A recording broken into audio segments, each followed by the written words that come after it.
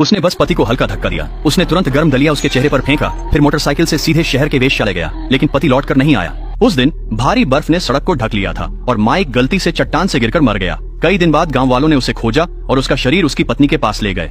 अजीब बात है कि पति का शव देखकर भी वह बिल्कुल शांत रही, जैसे सब कुछ उसके नियंत्रण में हो।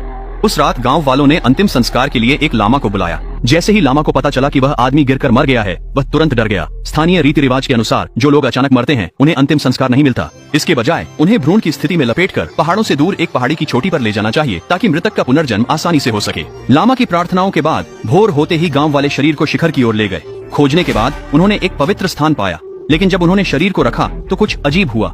सफेद कपड़े में लिपटा शरीर अचानक हिला। ग्रामीण कुछ कर पाते उससे पहले ही वह चट्टान के किनारे लुढ़क गया। ग्रामीण उसे रोकने दौड़े, पर सिर्फ सफेद कपड़े का एक कोना पकड़ सके। शरीर चट्टान से गिर गया। जैसे ही ग्रामीण भय से कांपने लगे, एक और विचित्र घटना घटी।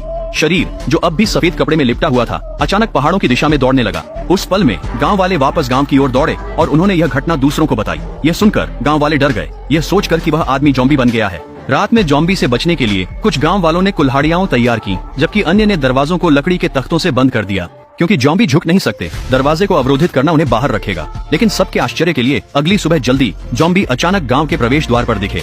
गांव वाले डर से भागे। जब ज़ॉम्बी देर तक नहीं हिला तो वे धीरे धीरे उसकी जांच करने बढ़े। इस बीच गांव की अधिकारी को इस अजीब घटना का पता चला और वह जल्दी से प्रवेश द्वार की ओर दौड़ी।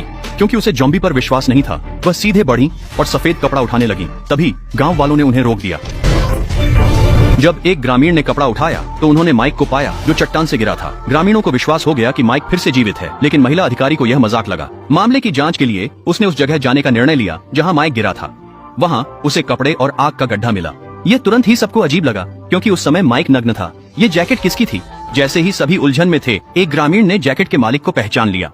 उन्होंने जल्दी से मालिक को जवाब के लिए ढूंढ निकाला। पता चला कि वह उस दिन मवेशी चरा रहा था जब वह गलती से झील में गिर गया। उसने अपनी जैकेट उतारकर आग के पास सुखाने के लिए रख दी। तभी आसमान से एक शव गिर पड़ा। डर के मारे वह नग्न ही घर भाग गया। इससे साफ हो गया कि उस दिन गांव वालों ने नग्न व्यक्ति क्यों देखा था। वह डरा हुआ ग्वाला था। लाश उठाने की गड़बड़ी यहीं से शुरू हुई। जब सब कुछ साफ लग रहा था, ग्वाले ने चौंकाने वाला खुलासा किया। गिरा हुआ शरीर माइक का नहीं था। अचानक मामला और उलझ गया। उनके पास चट्टान के किनारे जाकर खोजने के अलावा कोई विकल्प नहीं था। अप्रत्याशित रूप से एक बड़े पत्थर के पीछे उन्होंने चौंकाने वाला दृश्य देखा।